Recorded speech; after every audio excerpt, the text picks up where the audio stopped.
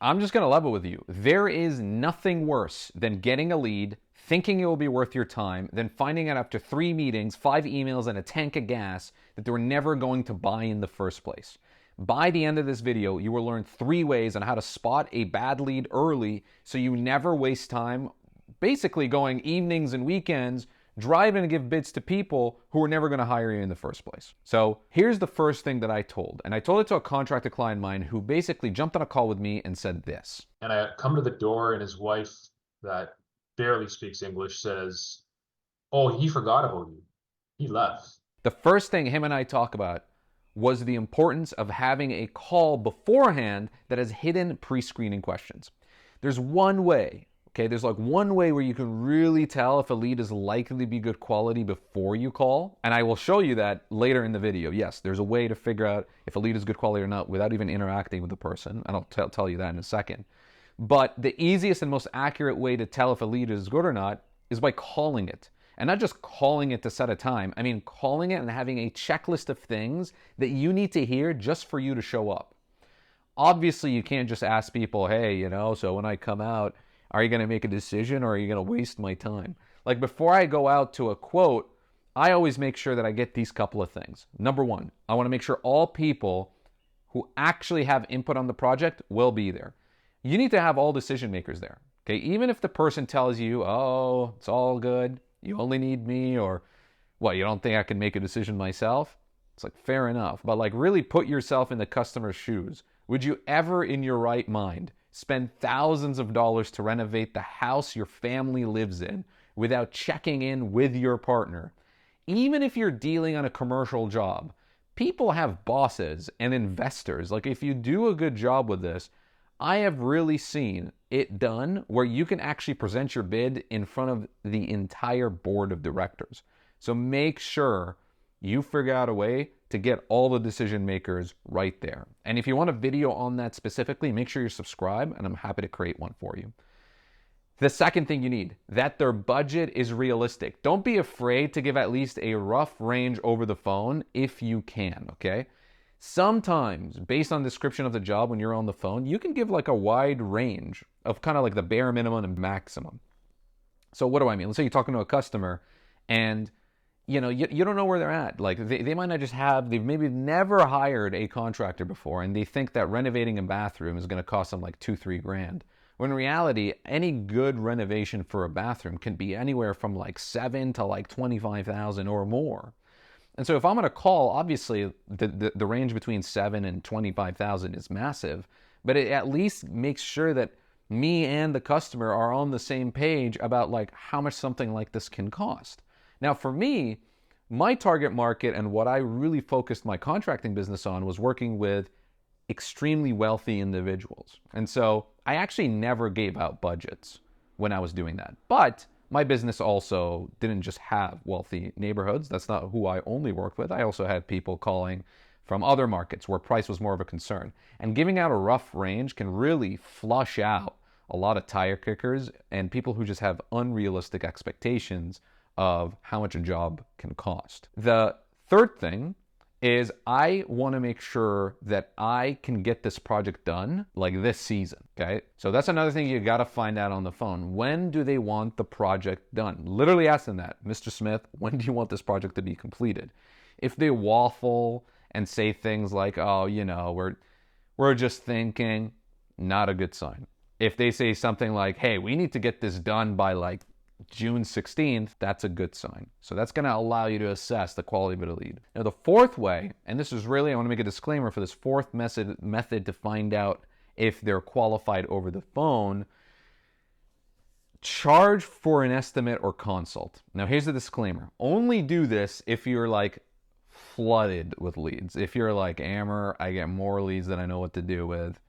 What's like a quick way to iron out the good apples from the bad apples?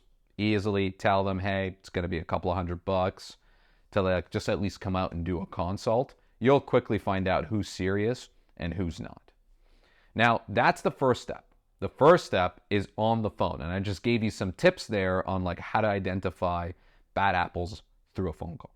Now, let's talk about this second thing. The second method doesn't even require you to talk to the person.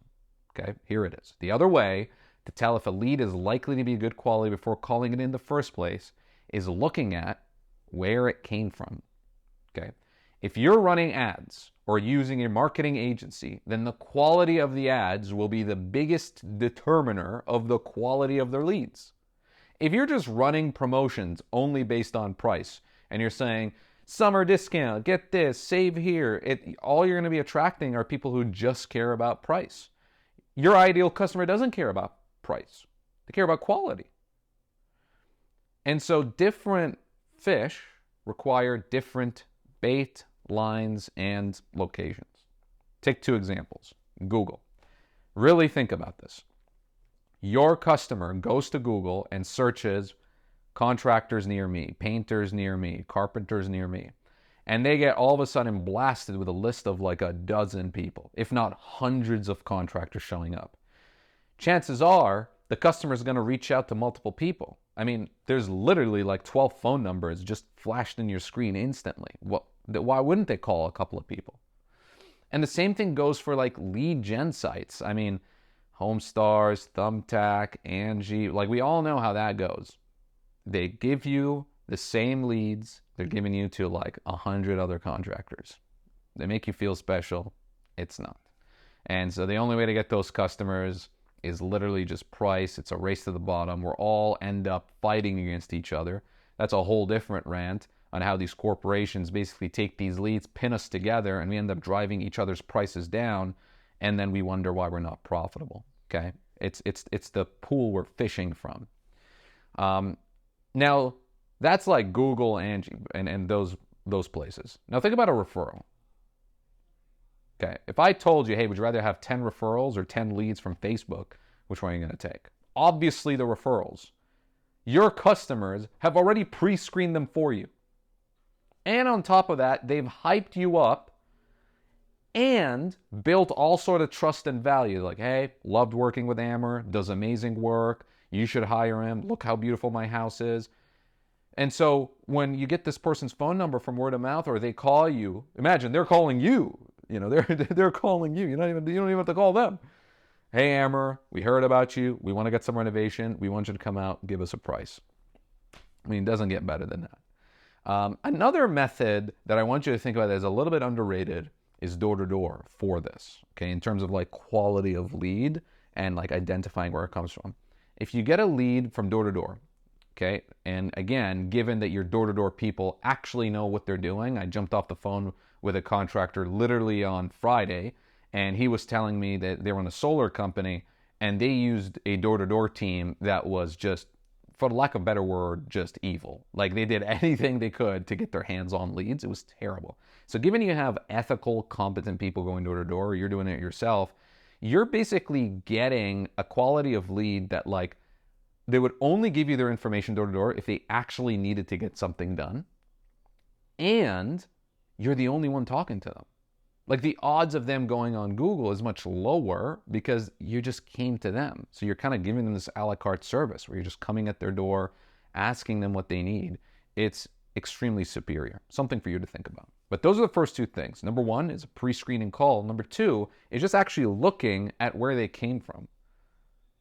Now, the third and final thing is low quality leads, and I really want to make sure you think about this, okay? Low quality leads does not always mean leads that won't hire you or pay full price. Sometimes the worst leads possible are the ones that you do end up working with, that you do end up hired by, that end up causing you massive problems in the future. I would argue that is the worst quality lead. Worst quality lead. And I learned this from one of my mentors, Michael Hawley. I used to go door to door, and sometimes people would slam the door in my face. And I'd always be upset, like, hey, why'd you slam the door in my face? And Michael said to me, hey, be thankful for those people.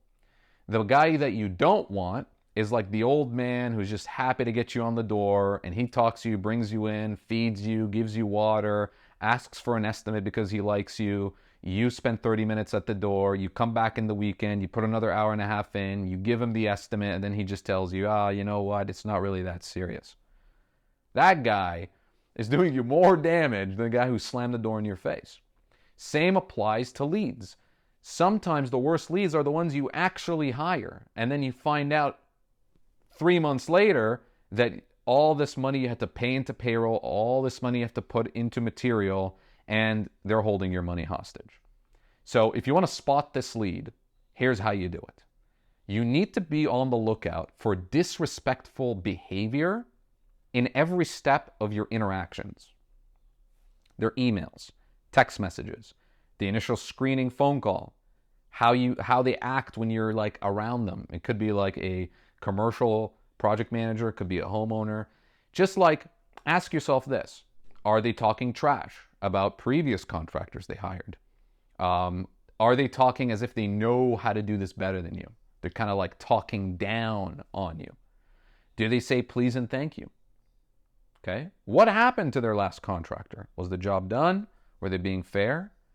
Are they bossing you around? Really ask yourself when they're just like walking you around. It's like, yeah, I had one guy like whistle at me and tell me to come here, and we're literally doing an estimate. It's like, we need this done. Hey, come here, dude. Like, if really think about this. If they're acting like this before they even hired you, then good luck. Because when you do the work, and they have your money held hostage, they will try to squeeze you and bully you until you tap out. And they would maybe, from the beginning, I've had customers, from the beginning, in their mind, they made a decision that they were never going to pay me, that they didn't even have the money. But like they dragged me on and on and on. And till this day, swear, I'm looking at my date. I got 5 years. I'm still trying to figure out a lawsuit for a job for customers that didn't pay me. Never put yourself in that position. So that's it for this video. If you want more ways to save money and time by learning these business things so you don't mindlessly go through meaningless trial and error, hit subscribe. I make these videos weekly.